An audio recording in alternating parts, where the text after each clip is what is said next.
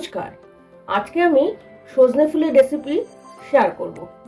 সজনে ফুলের রেসিপি সজনে ফুল ভাজা।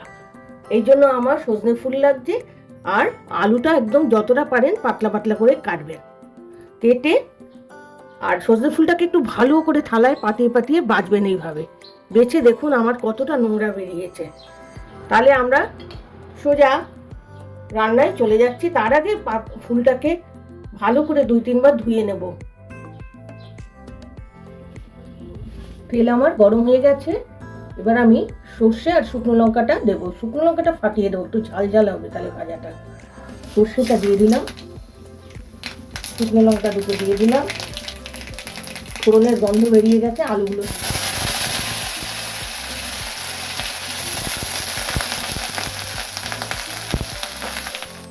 এবার একটু নুন দিলাম, একটু হলুদ দিয়ে আলুটা ভেজে নেবো। আগে একটু ভাজা ভাজা করে নেবো।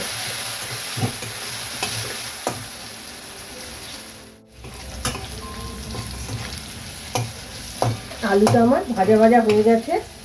এই পর্যায়ে আমি এই সজনে ফুলগুলো ধুয়ে রেখেছিলাম 2-3 বার। এবার আমি জলটা সাইড করে দিয়ে দিচ্ছি।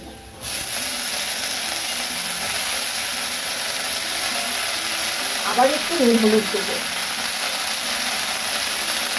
নুন দিলাম, একটু হলুদ দিলাম, আর স্বাদের জন্য একটু অল্প একটু 2-4 দানা চিনি দিয়ে দিলাম। এটাকে নেড়ে এবার ঢেকে দেবো ভাজা ভাজা হওয়ার জন্য। জলটা বেরো, আঁচটা কমিয়ে দেবো।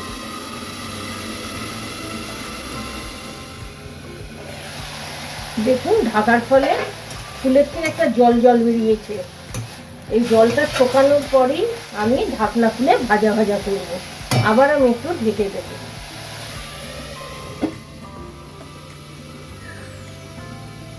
ঢাকনাটা আমি খুলে নিলাম, মাঝখানে 2 বার খুলেছিলাম, খুলে একটু নেড়ে দিয়েছিলাম। এবার আঁচ বাড়িয়ে ভেজে নেবো এটাকে। আঁচ বাড়িয়ে দিলাম। এবার দেখুন এটা ভাজা ভাজা হবে। ফুলের যে সিদ্ধ ভাবটা, গন্ধটা এবার কেটে যাবে ভাজতে ভাজতে।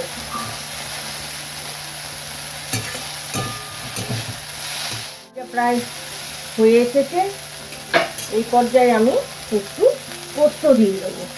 নামানোর আগে একটু 1 কাপ চামচ পোস্ত দিয়ে দিলাম। এবার আরেকটু ভাজা ভাজা হবে ভালো করে।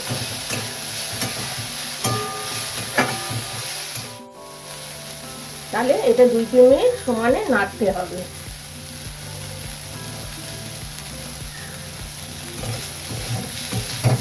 এখন একটা মন্ড তৈরি হয়ে গেছে।